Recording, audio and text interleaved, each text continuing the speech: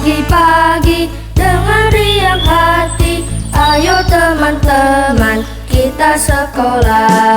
Bangun pagi-pagi dengan riang hati, pamit ayah bunda minta restunya, sampai sekolah nanti senyum sapa. Wa'allama Adamal asma'a kullaha, diajarkan kepada Adam nama-nama semuanya, sehingga dipancing dengan dua ilmu itu bisa kembang. Tapi itu bukan Adam ya, kalau malaikat nggak sanggup.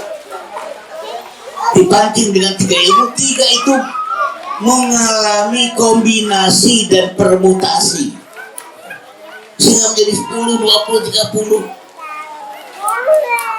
Makanya manusia itu cuma butuh ilmu pancingan.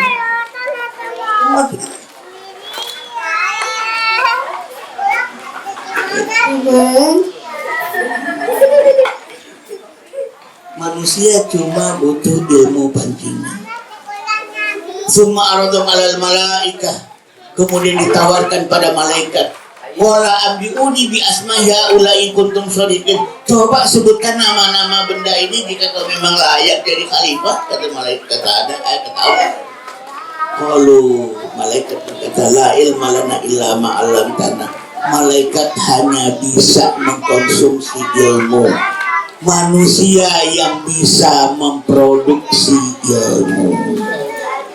Malaikat cuma bisa konsumtif terhadap ilmu. Adam bisa memproduksi ilmu. Kalau ke malaikat dikatakan A sama dengan B, B sama dengan C, memang cuma bisa diulang A sama dengan B, B sama dengan C. Kalau manusia A sama dengan B, B sama dengan C. Aha, kalau gitu A sama dengan C. Dua ilmu kembang jadi tiga. Sintesa, tesa, antitesa bisa berkembang menjadi sintesa, itu cuma pada manusia. Makanya saya katakan, kalau kita masih kayak malaikat mah gak usah berharap khalifah, gak usah berharap khalifah.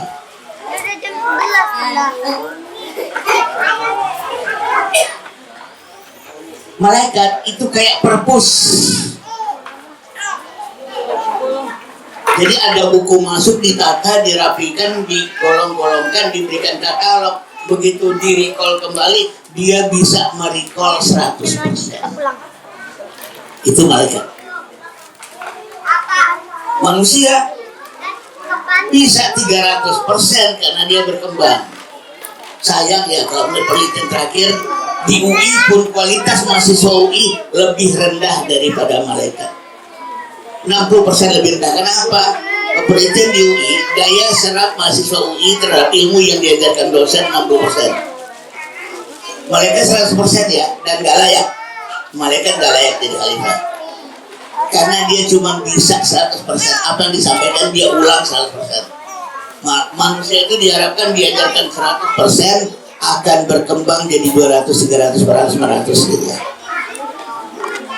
Jadi wajar lah. Ya. Ingat, kedaulatan ada di tangan Allah, bukan di tangan rakyat. Kalau memang belum layak, kata Allah, gak akan pernah kita bicara. Gak pernah kita bicara tentang kekhalifahan. Apa yang membedakannya manusia dan malaikat? Kalau malaikat itu perpustakaan, kita itu laboratorium.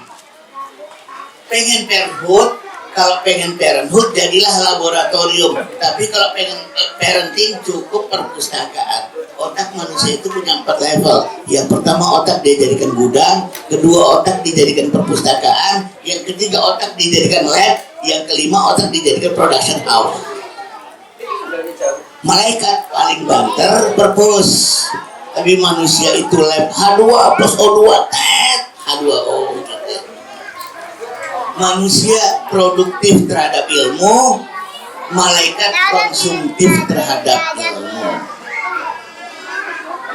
Nah, syarat dari parenthood adalah harus produktif terhadap ilmu. Tadi jargon saya ya, atau provokasi saya, malu bertanya, sesat di jalan, kalau belum apa-apa nanya, malu-maluin. Provokasi yang kedua, maka sok tahulah karena Allah telah membuat Anda sebenarnya banyak tahu. Jadi yang kedua ya, syarat dari parenthood, sok tahulah karena Anda sebenarnya banyak tahu. Sok tahulah ini bukan sok-sokan. Sok tahulah itu adalah sikap bertanggung jawab kepada ilmu yang sudah Allah install. Kita banyak tahu kok, tapi selalu aja merasa nggak tahu apa-apa. Sampai dalam mendidik anak semua ingin didelegasikan karena merasa nggak bisa apa-apa. Aku ini agama nggak ngerti. Udahlah, aku kasih saja anak-anakku dididik oleh orang yang ngerti agama. Aku ini tauhidku masih bodoh, mendingan aku titipkan pada anakku pada orang yang tauhidnya bagus. Aku ini akhlaknya masih gak benar loh, maka mendingan aku kasih pendidikan anakku pada orang yang benar. Aku ini bodoh, maka aku didik aja anak-anakku pada yang pintar.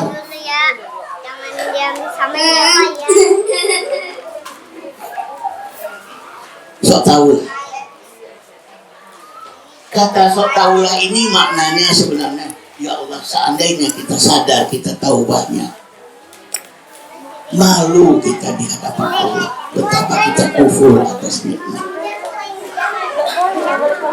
Ayah bunda sekalian, terlalu banyak kekufuran kita kepada Allah atas nama kerendah hatian, padahal ini kerendah dirian. Makanya guru saya dulu, Ustaz Ahmad Abdullah, mengingatkan saya, jadilah orang yang bersyukur. Ya.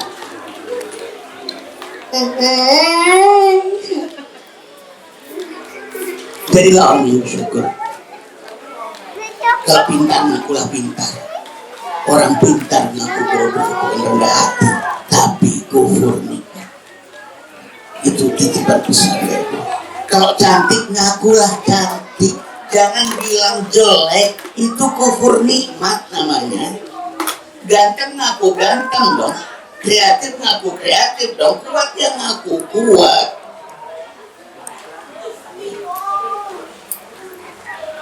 Wa amma bi ni'mati rabbika fahaddits. Atas nikmat Allah itu tolonglah disebut-sebut. Kan kita biasa baca dalam surat Ad-Duha, at-tahaddus bin ni'mah, kata para ulama, menyebut-nyebut nikmat Allah itu bagian dari rasa syukur.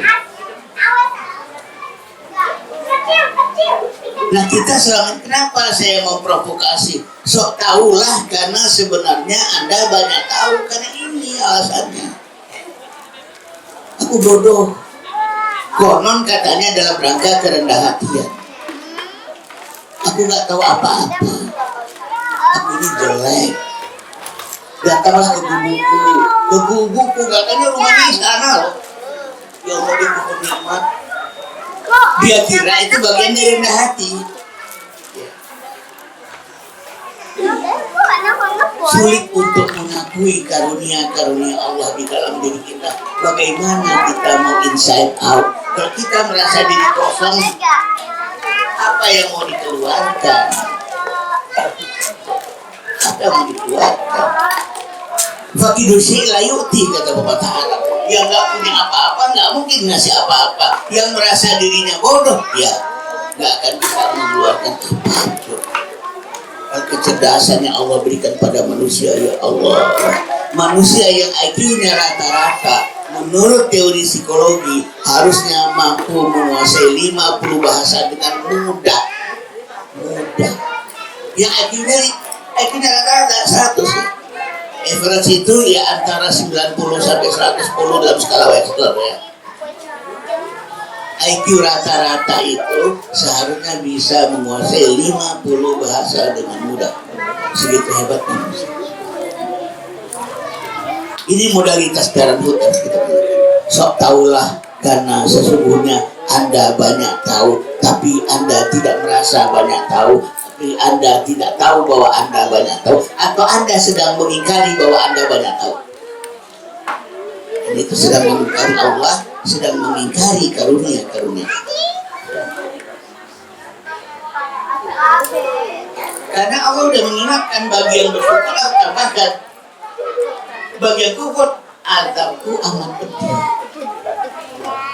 Wasta'adzana rabbuka la in syakartum la azidannakum wa la in kafartum inna azabi lakadid.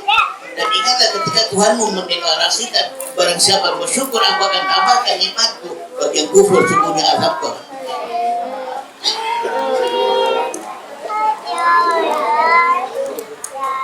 Yang ketiga provokasi saya adalah sedikit gengsilah bertanya pada manusia agar nggak kelihatan bego-bego amat. Tapi bertanyalah pada Allah seperti orang yang paling bego di alam semesta.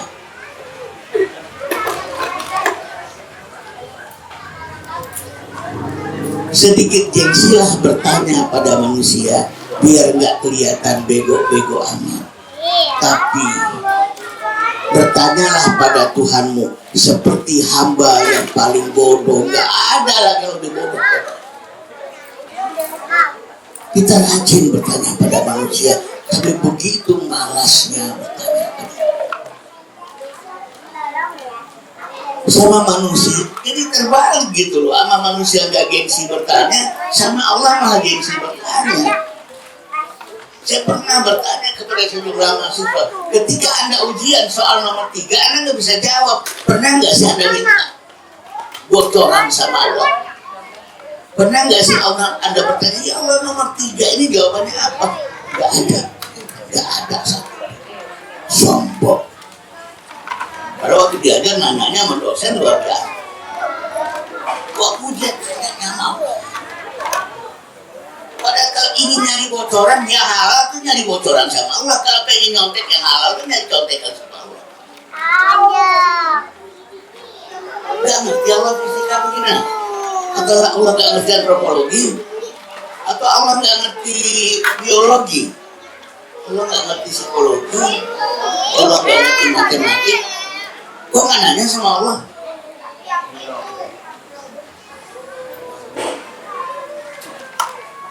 Kalau meminta bertanya pada Allah apa-apa yang ada di langit dan di bumi, yas'aluhu ma fis samawati wa ma fil ardh.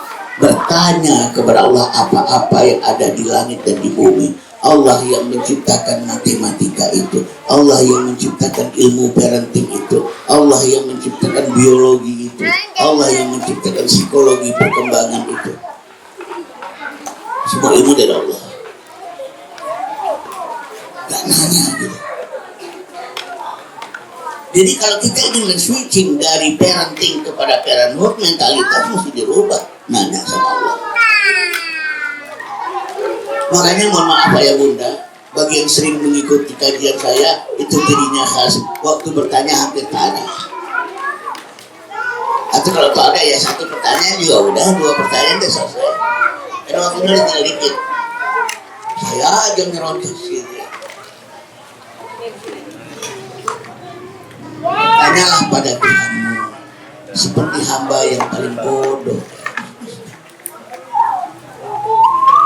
Satu hal yang sering kali saya lakukan, saya nggak pernah nyiapin khutbah Jumat.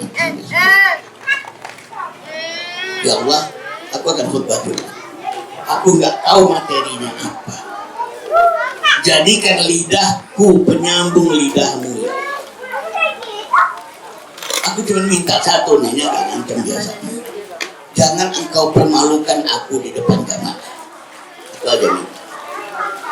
Yang menarik, Allah itu doyan banget diancam sama hamba. Allah itu senang banget diancam sama hamba. Karena hamba yang mengancam Tuhan adalah hamba yang dia gak tahu lagi mau minta kemana kecuali pada Tuhan. Maka kalau minta itu agak ngedesak-desak. Tapi kalau ada hamba yang minta sama Tuhan, ya Allah kalau bisa sih, kayaknya dia punya Tuhan kedua tuh. Jadi kalau nggak dikabulin sama ini aja gitu. Kok minta kalau bisa? Bukan tidak memberikan Tuhan pilihan, bukan ya. Tapi artinya orang yang kalau tidak punya pilihan selain Tuhan, pasti kalau minta agak mendesak. halal itu. Apa itu bahasa agamanya? Istighotsah. Dan ada istilah istighotsah, doa mendesak-desak, doa setengah ngancem. Dan kita sering mendengarkan kata istighotsah. Jadi bukan saya ingin mengada-ngada bikin bid'ah nggak sopan sama Tuhan, enggak. Dalam peperangan Badar dan para sahabat itu, ya Allah, jika tidak Engkau tolong hamba-Mu dalam peperangan ini, mungkin mulai besok nggak ada lagi yang menyembah Engkau, ya Allah. Bukan mengancam, tapi dia kehilangan harapan kecuali. Tapi kalau manusia punya harapan alternatif selain pada Allah, ya memang kan Allah nggak pernah ngajak. Kenapa? Lu nggak kabulin nggak apa-apa. Seakan-akan begitu. Kalau ada yang lain,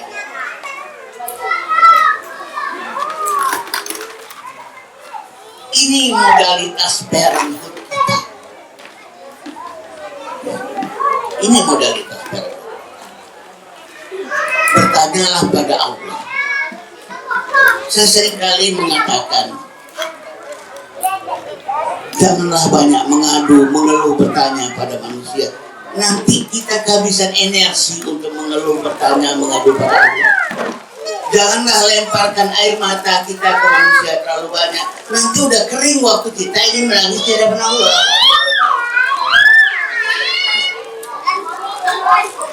Pada istri saya sampaikan juga itu sebelum berangkat. Ada orang yang sekarang mengadu kemana-mana, termasuk menjelek-jelekan kita. Kita tidak perlu melakukan hal yang sama, karena kehabisan energi nanti saat mengadu pada Allah. Udahlah, nggak usah playing victim. Biarkan mereka yang playing victim. Tapi kita nggak perlu juga playing victim, berurusan dengan yang bersangkutan.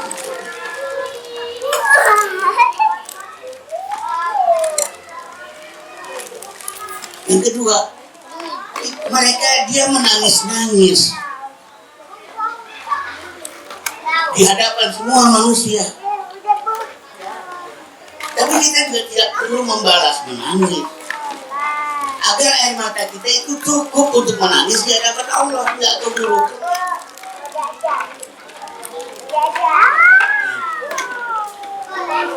Ini tadi ya, bergantung pada Allah. Iyyaka na'budu wa iyyaka nasta'in. Bertanyalah pada Allah seperti hamba yang paling bodoh di muka bumi. Ya Allah, gimana ya Allah? Anak pertamaku nakal sekali ya Allah. Ya Allah, anak keduaku itu benar-benar tidak percaya diri ya Allah. Ya Allah, anak ketigaku itu tidak punya hasil berprestasi yang bagus ya Allah. Tanya pada Allah. Sekarang kita begitu malasnya bertanya pada Allah. Saya itu sering dapat WA pertanyaan yang saya nggak nanyanya ke Google lagi. Baru saya balas. Tapi yang ini kan, Ustaz, keren loh, bisa aja menjawab semua pertanyaan. Dia nggak tahu kalau saya nanya juga ke Google. Udah bicara fikih ya gimana ya? Saya kan bukan ahli fikih. Buka ke Mbah Google. Ini jawabannya. Ustaz, kenapa sih dia nggak buka ke Google? Begitu malasnya manusia sering bertanya ya. Saya jujur orangnya gengsian. Tadi nggak kelihatan bego-bego apa, malu belum dipanggil Ustaz. Gengsinya benar. Tapi dalam beberapa gengsi-gengsi itu bisa dikelola dengan baik. Justru gara-gara gengsi itu kita banyak bertanya pada Allah. Tadi saya kalau khutbah Jumat, ya Allah, aku nggak pernah menyiapkan khutbah Jumat. Engkau lah yang harus menjadi penyambung lidah. Tapi jangan malu-maluin aku di penjamaah ya. Dan selalu ada aja tuh mati khutbah Jumat kayak itu. Lalu saya sering dibilang khutbah Jumatnya selalu update. Orang yang update itu Allah, bukan saya. Yang keren jadi saya. Yang update itu kan Allah sebenarnya. Saya mah kosongan naik ke atas mimbar. Itu saya naik ke atas mimbar pun seringkali belum tahu mau ngomong apa. Tapi kalau seandainya 10 menit sebelum saya naik ke mimbar itu ada truk di depan masjid, bannya pecah, itu saya bisa ngebahas truk udah berbagi. Truk ban pecah dengan ayat-ayat.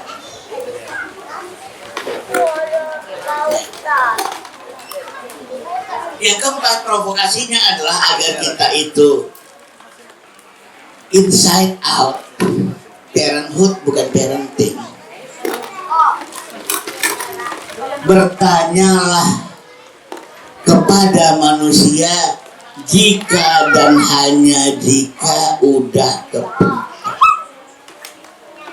Kalau bahasa Al-Qur'annya fas'alu ahla dzikri in kuntum la ta'lamun.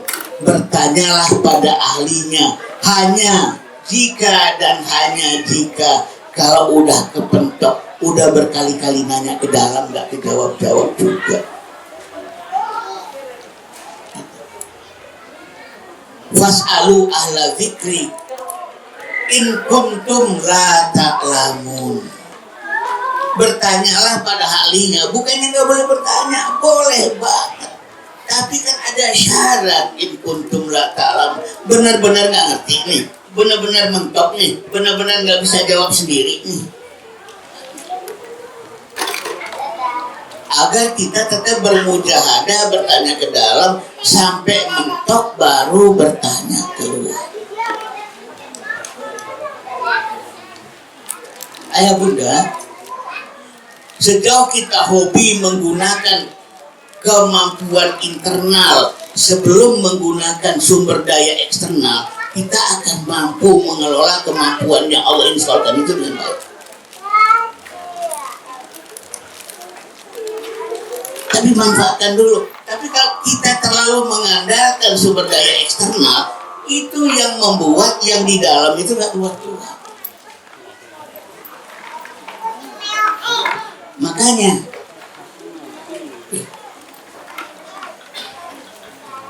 dalam proses internal itu sambil berdoa sama Allah, sambil menunjuk pada diri, bertanya pada Allah, itu juga yang menyebabkan saya mohon maaf, ini mati kenapa belum dibuka-buka? Enggak, emang saya belum buka-buka emang. Saya tiba-tiba tertarik dengan judul ini, biarin aja spontan. Tiba-tiba Allah bisik saya, ngomongin ini aja deh, ini kan pertemuan pertama nih. Ya udah jadi nganggur tuh. Tapi mudah-mudahan ntar kepake juga.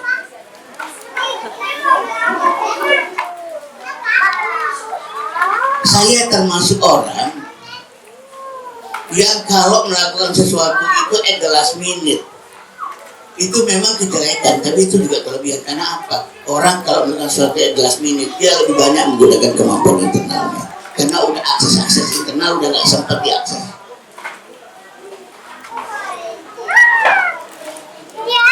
Saya baru saja menyelesaikan kuliah psikologi pendidikan dan perkembangan anak Islami 20 kali pertemuan. Mungkin para peserta nggak tahu, itu semua materi saya bikin sedang saudara. Hebat ya dia, Allah memang hebat. Sayangnya kan yang seringkali disebut Ustaz hebatnya. Emang saya hebat apa ya? Cuman saya kalau udah kepepet, pertama referensi udah nggak ada. Satu-satunya harapan adalah permohonan pada Allah. Ya Allah, ini bukan seminar loh, ya Allah, ini kan kuliah. Nggak main-main kalau seminar kan saya ngecap. Tapi ini kan kuliah, ya Allah. Mulai deh nodong-nodong ke langit. Percayalah, saya bukan ingin maksa. Kita semua bisa kayak begitu. Dalam beberapa saya juga sadar kok, melakukan sesuatu at the last minute itu gak bagus. Tapi dalam rangka saya memaksa agar yang di dalam ini keluar, yang memang saya harus lakukan adalah melakukan sesuatu at the last minute.